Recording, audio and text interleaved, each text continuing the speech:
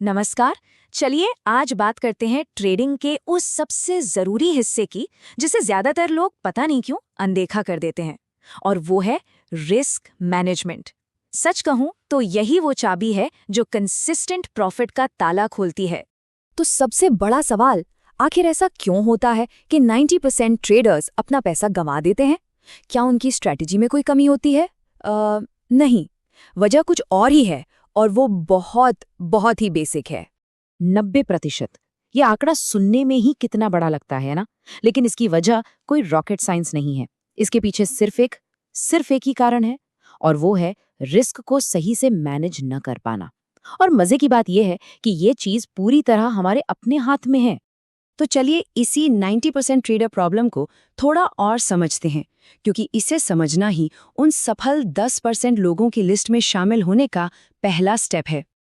देखिए, सबसे बड़ी गलतफहमी यही है कि लोग स्ट्रैटेजी के पीछे भागते हैं, जबकि असल वजह, नंबर 1 वजह, एक कैपिटल प्रोटेक्शन सिस्टम का ना होना है।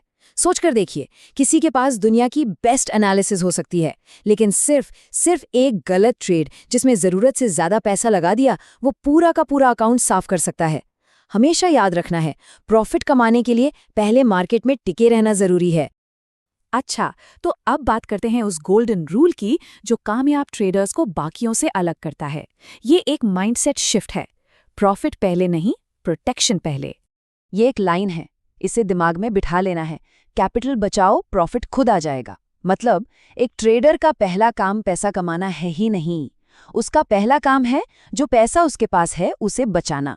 सीधी सी बात है, अगर खेलने के लिए चिप्स ही नहीं बचेंगे तो गेम कैसे जीतेंगे? ठीक है, तो फिलॉसफी की बातें बहुत हो गईं। अब इसे प्रैक्टिकल बनाते हैं। चलिए देखते हैं कि जो प्रो ट्रेडर्स होते हैं वो असल में अपने कैपिटल को बचाने के लिए कौन से मैथ्स वाले टूल्स इस्तेमाल करते हैं। और वो टूल है 1% का नियम। और सुनिए, ये कोई सलाह नहीं है, ये एक पत्थर की लकीर वाला नियम है। नियम ये है कि किसी भी एक ट्रेड पर अपने टोटल कैपिटल का 1% से ज्यादा रिस्क पर नहीं लगाना है।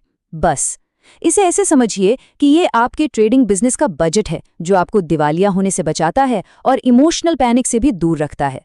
एक सीधा सा उदाहरण लेते हैं। मान लीजिए अकाउंट में 1 लाख रुपए हैं, तो 1% नियम के हिसाब से किसी भी एक ट्रेड में जो मैक्सिमम लॉस लिया जा सकता है वो है सिर्फ 1000 रुपए। बस, फुल स्टॉप। इससे एक भी रुपया ज्यादा नहीं। तो सवाल ये है कि इसे लागू कैसे करें। इसका जवाब है पोजीशन साइजिंग। बहुत सिंपल है, 3 स्टेप्स हैं। स्टेप 1, अपना रिस्क तय करें। हमारे केस में ये है 1000 रुपए। स्टेप 2, हर एक शेयर पर कितना रिस्क है वो निकालें, मतलब एंट्री प्राइस और स्टॉप लॉस के बीच का फर्क। मान लीजिए ये 20 रुपए है। और अब स्टेप 3, अपने टोटल रिस्क को यानी 1000 रुपए को इस 20 रुपए से डिवाइड कर दें। जवाब आया 50, मतलब इस ट्रेड में सिर्फ 50 शेयर ही खरीदने हैं। देखिए, ऐसे रिस्क मैनेजमेंट हवा में बात नहीं रह जाती, ये एक कैलकुलेटेड एक्शन बन जाता है। लेकिन रुकिए, कहानी यहीं खत्म नहीं होती। कैपिटल बचाना तो इक्वेशन का एक हिस्सा है। दूसरा उतना ही जरूरी हिस्सा है रिस्क रिवॉर्ड रेशियो। कम से कम मिनिमम 1:2 का रेशियो तो होना ही चाहिए। मतलब अगर 1000 रुपए दांव पर लगा रहे हैं तो कम से कम 2000 रुपए का प्रॉफिट टारगेट होना चाहिए, तभी तो बात बनेगी। अब बात करते हैं प्लान बी की, मतलब हमारे डिफेंस सिस्टम की। हर बार ट्रेड सही तो जाएगा नहीं, है ना? तो जब मार्केट हमारे खिलाफ जाए तब क्या करना है? इसके लिए एक रेडीमेड प्लान होना बहुत जरूरी है। और यहीं पर एक टर्म आता है ड्रॉ डाउन। इसका सीधा सा मतलब है कि अकाउंट अपनी ऊंचाई से कितना नीचे गिरा है। एक बात समझनी होगी, ड्रॉ डाउन तो होगा ही, ये ट्रेडिंग का हिस्सा है, इससे कोई नहीं बच सकता। सवाल ये नहीं है कि ये होगा या नहीं, सवाल ये है कि इसे मैनेज कैसे करना है। और इसका मैथ्स बड़ा दिलचस्प है। सोचिए, अगर अकाउंट 20% गिरता है तो उसे वापस वहीं लाने के लिए 20% का प्रॉफिट काफी नहीं है, पूरे 25% का गेन चाहिए होगा। मतलब जितना गहरा गड्ढा, उससे बाहर निकलने के लिए उतनी ही ऊंची छलांग लगानी पड़ेगी। इसीलिए तो कहते हैं बड़े नुकसान से बचो।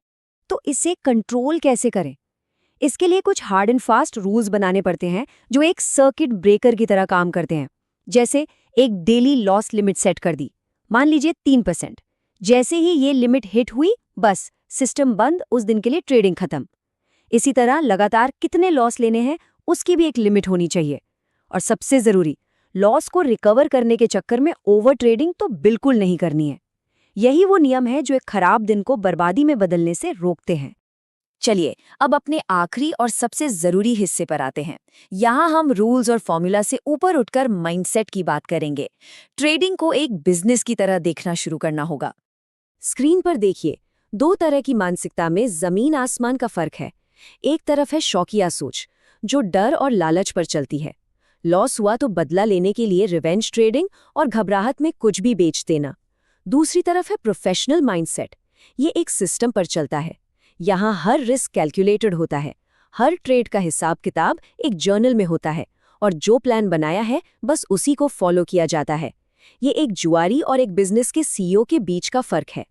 तो एक प्रोफेशनल का रूटीन कैसा दिखता है?